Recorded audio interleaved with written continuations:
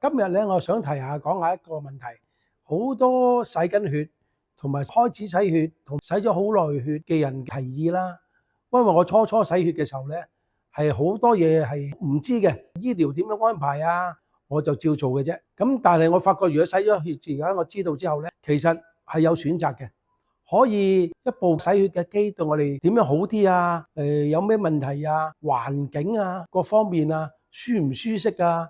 對於個心理啊狀態啊都好重要嘅。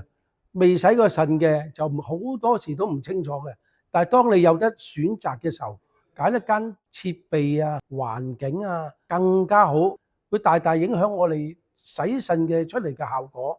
當然啦，我又唔係一個專業人士，咁點為之好啊？為之唔好啊？咁我而家咧想介紹一下嗰個朋友黃醫生。咁我過去幾年來咧，我洗血啊各方面咧，佢俾咗好多意見啊、鼓勵啊，同埋好多分享俾我。我今日想請黃醫生咧分享下咧呢方面嘅專業知識，俾洗緊血嘅朋友。黃醫生啊，咁我作為一個咧過來人啦，洗血洗咗幾年，咁我原來發覺咧喺好多人當中都唔知道洗血同埋洗肚嘅分別係乜嘢。咁你係專業嘅人士，可唔可以同我哋咧清楚解釋呢兩個分別係乜嘢咧？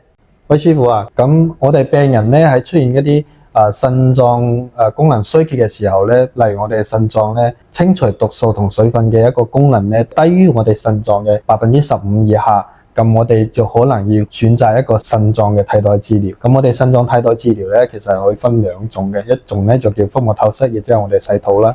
咁另外一種咧就係我哋血液透析，亦即係我哋俗稱嘅一個洗血啦。咁洗肚咧同洗血咧，其實都有各自嘅唔同嘅一個選擇啦。咁其實洗肚咧係用我哋病患者嘅一個自身嘅一個腹膜啦，去清除我哋嘅身體嘅毒素啦同水分啦。首要嘅條件咧就係我哋嘅腹膜係用得嘅，腹膜功能係正常嘅，咁先可以選擇洗肚呢個方式啦。咁另外嘅話就要選擇洗肚之前咧，醫生都會去評估我哋患者一個環境啦。因為洗肚咧佢需要居家治療嘅，佢需要自己喺屋企每日洗，咁一日咧就係洗3次，甚至有啲可能會洗4次。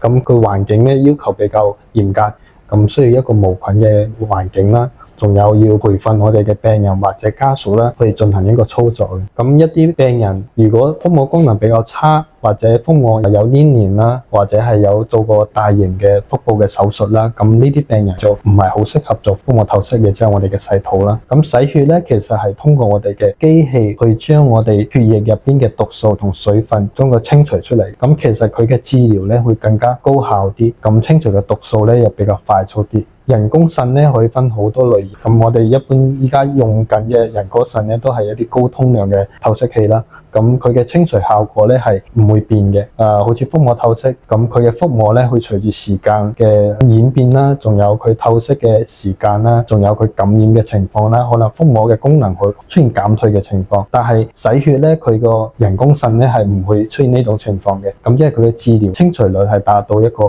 比較好嘅效果啦。